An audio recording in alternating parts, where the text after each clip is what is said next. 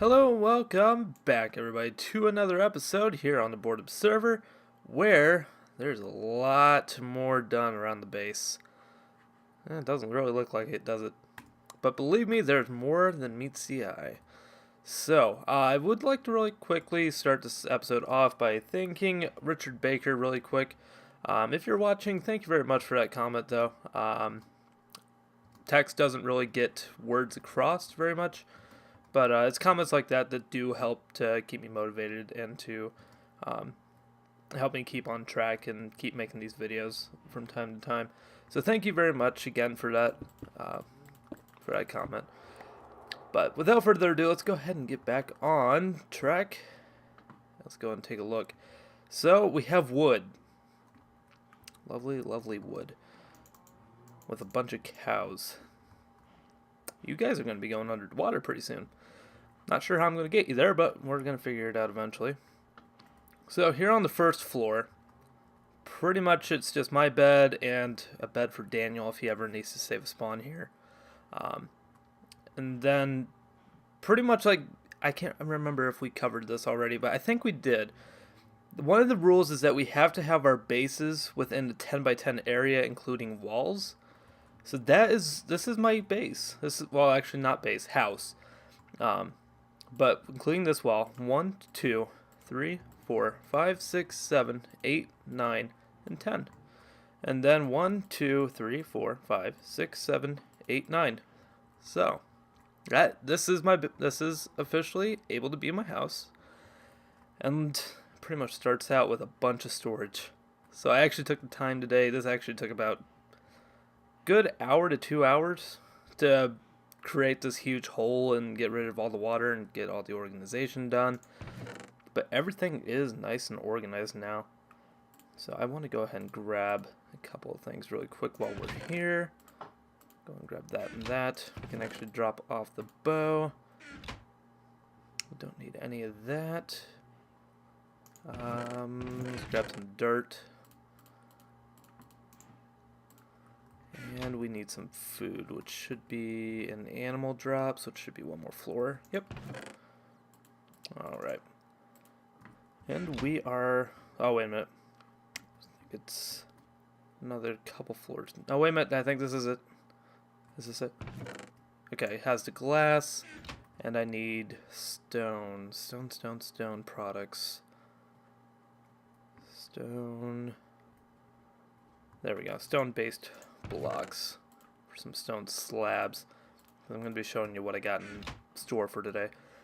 But this looks a bit plain to me. This looks very, very plain. I'm not really liking this whole oak look. So here's what I'm thinking. Is at the top we have oak. Then the next one down, we go with the next darkest type of wood. Or no, we should start out with lightest. So let's go birch on top, and then we'll go like oak, and then acacia, to spruce, to dark oak, fit jungle in there. Basically every single type of wood. And then, let's see, I think it's going to be like right here on top of these, we'll have like the leaves of that particular wood. But just trying to give it like a different type of color, and it'll kind of help to memorize like which floors, like if I want mob drops, then I could make it be like I could remember this as the jungle one is where the mob drops are. So that should help with the memorization, stuff like that. If we go on down, here's the strip mines again. Down here on the bottom where you see this stone blocks, this is basically going to be just water is what I have in mind. Basically, I have fallen off of this too many times, and I do have Feather Falling 4, so I haven't died that many times. But, yeah, deaths have occurred, unfortunately. On down here, everything is out of here, moved up, except I do have an automatic cooker now, which currently is out of fuel. But I have been cooking up some stone, and I also have some ores ready to be cooked. So that's what's going on here. Do I want to go in there yet? No, we'll save that for last. Kind of like a preview as to what we're going to be doing in the next episode, because I'll be bringing Daniel in for the next episode, because we found a water temple, but we kind of want to nail it out together, try and get everything figured out.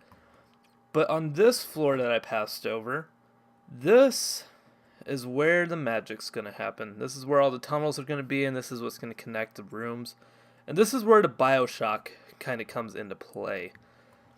So let's go ahead.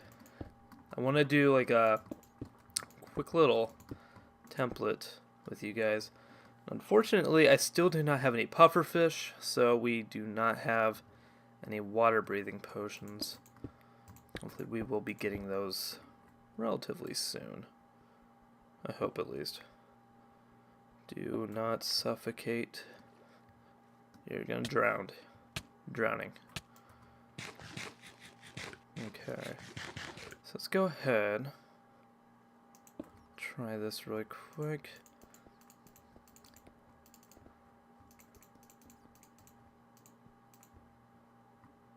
Okay, go and get a breath of air. And now I'm trying to figure out if I want this to be 3 high or if I want it to just remain 2 high. I'm thinking, let's go 3 high. Yeah, let's go and do 3 high. I like being able to jump. It kind of gives like a claustrophobic feel if you go with only 2 high. Maybe that's just me, but I want to definitely have the room to jump if I want to jump. There we go. And then I would say let's go with every 3. We'll do some stone slabs. Good breath of air. Good. Then we'll do it across the ceiling as well.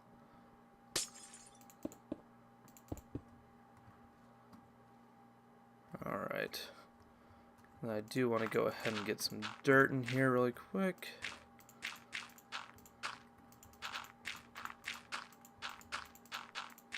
We're going to need to grab a shovel as well as some signs. So let's see. Shovel should be up a couple floors. Right here? Aha. Oh, wait a minute. Oh, I don't have a shovel. Iron. When in doubt, use iron. 1, 2, 3, 4. Boom. Bada bing, bada boom. Shovels. And what else did I say we needed?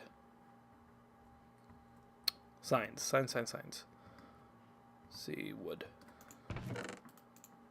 Unfortunately, we do not have very much wood. This project took up quite a bit of our supply. There we go. That should do perfectly.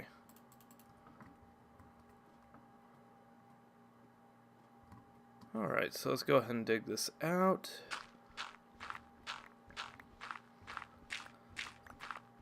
And then I always use signs for projects like this, because as you can see, like on the other side there, you can easily get in and out if you need to, and it just is like a subtle way of blocking back the water. There we go.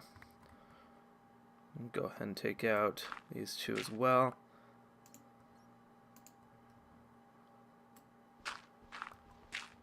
Then we almost have a finished demo.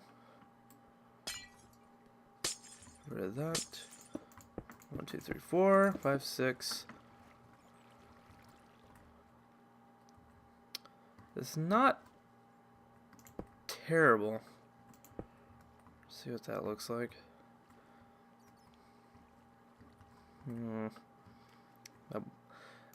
The way the water looks, like with the little current patterns like this, it's kind of screw with the eyes a bit. It's not terrible, but it doesn't have that Bioshock feel. I'm thinking I might have to go with a different type of stained glass, possibly. Maybe go with like maybe a lime green, because in Bioshock it's pretty aged. Like, I have some mossy stone that I want to use as well.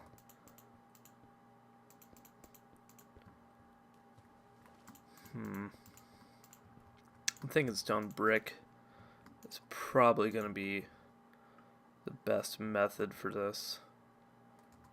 See, that's all. That is all of the glass. Dang it. Well, I'm going to have to play with this a bit. Try and see if I can get a pretty good design. I'm thinking that this is probably going to have to be extended out as well, because it's starting to get that claustrophobic feel when you get to these arches right here.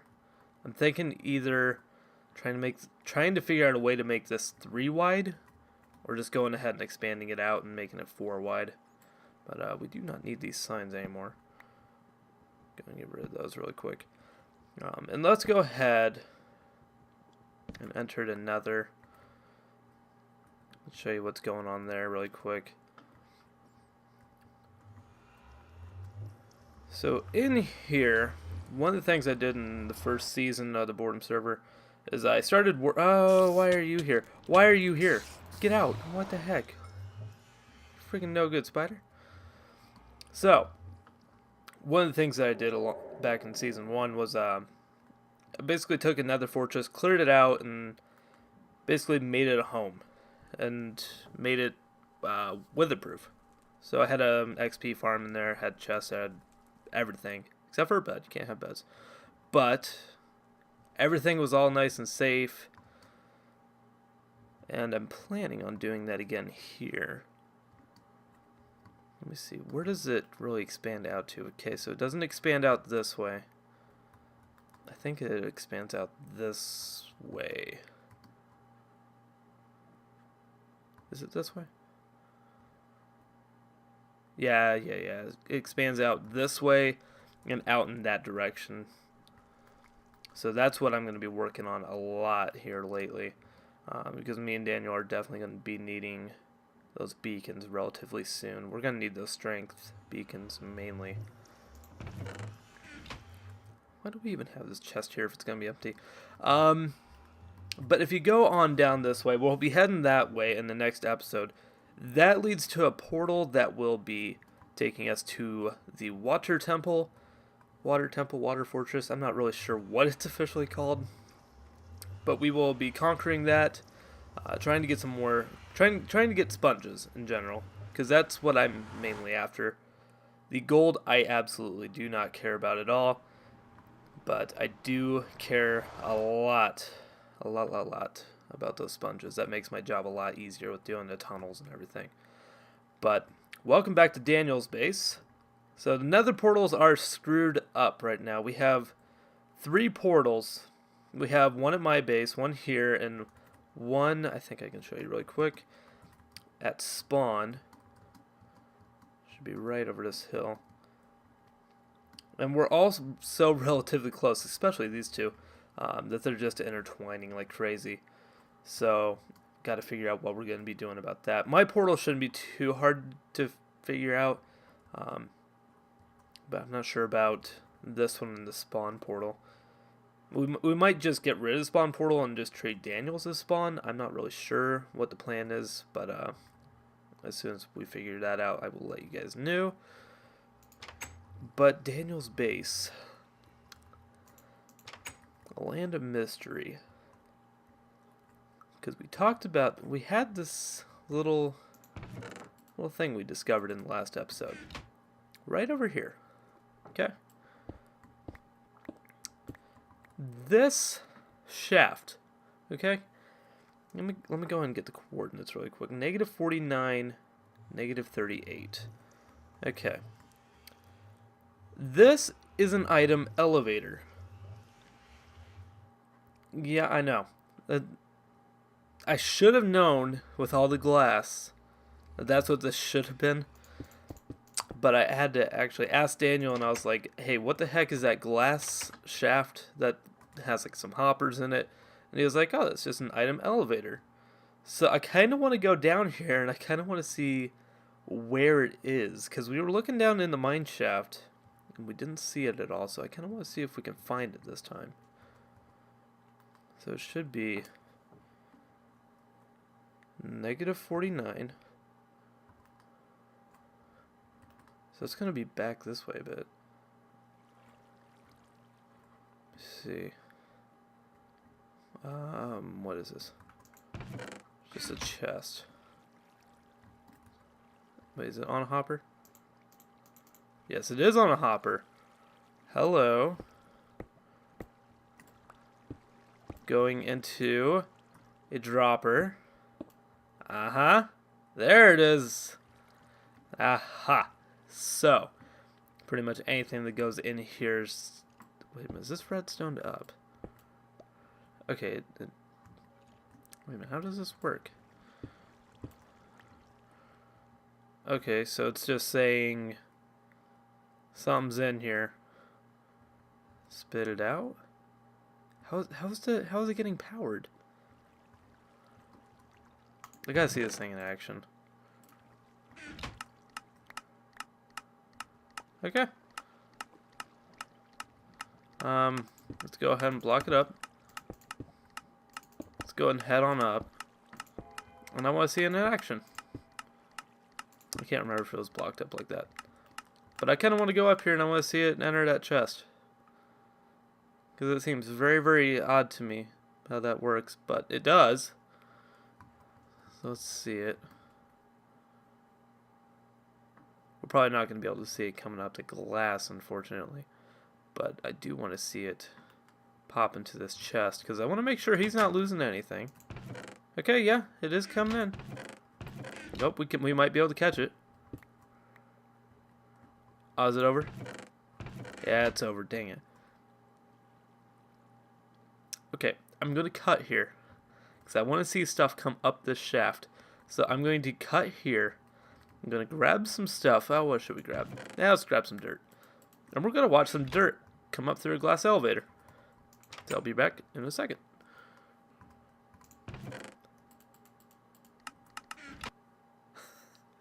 Okay, that's pretty awesome. I'm not going to lie. That's a cool effect of getting stuff from your mine all the way up here. Wait a minute. Okay, that's interesting, because it's getting picked up by the hopper, but it looks like it's going up to the surface. Very odd. Odd and interesting indeed. But I like it. This is a very cool system. I don't think I'll probably be implementing it in my area, but definitely a cool concept. Nice job, Daniel. Love that. Unfortunately, I'm going to have to wait so that way I can put everything back to where it was. But that is very, very cool, and I'm glad that we finally got to see where that's all going down at. But other than that, yeah, I think the portal was about the only thing that I didn't really cover on his base tour last time. Everything else is pretty much the same. That tree grew. But I think that's it. I did do some more enchanting over here after the last recording, and that's when I got my feather falling, and my next enchant, which I have to get like pretty much within 24 hours, because that's when we're going to do our recording, is respiration. And that is very, very good and important to me that we do that. And the one thing interesting that I kind of discovered, I don't know if this affects like add-on enchantments. Like you can get more than one enchantment. That's what the ... dots are for. But whether it's level 30 or you place a torch down and you take it down to level 28, you still have the same enchantments. Aqua Affinity, Respiration, Respiration. Take it away, you have Aqua Affinity, Respiration, Respiration. It's definitely something interesting, and I'm going to be playing around with this as soon as I get back up to level 30. Because I want to figure out if going with 28 is really like a major difference, because otherwise you can go ahead and save some time. So, I am going to go ahead and keep that torch right there for when I do those experiments. But I think level 28 is probably going to be the way to go anymore, instead of having to wait an additional 2 levels to get to, more XP for a level 30 enchant. So I will let you know on my findings about that.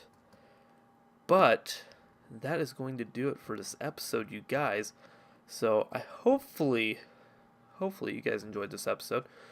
If you did, be sure to leave a like. If you want to see more, do subscribe. And let me know what you think about that tunnel. What rooms should I have on there? Because I'm not gonna have a farming room or a tree room. Those are gonna be separate buildings I'm gonna have. But I'm wondering of what kind of rooms I should have in that main shaft. Maybe a living room or maybe an art room or something like that. Just any little ideas that you guys can think of, do let me know. And I will see you guys back here. Oh, I took my hat off. You know what, just for you guys, I'm going to keep my hat off. So I will see you guys back here in the next episode. See you later.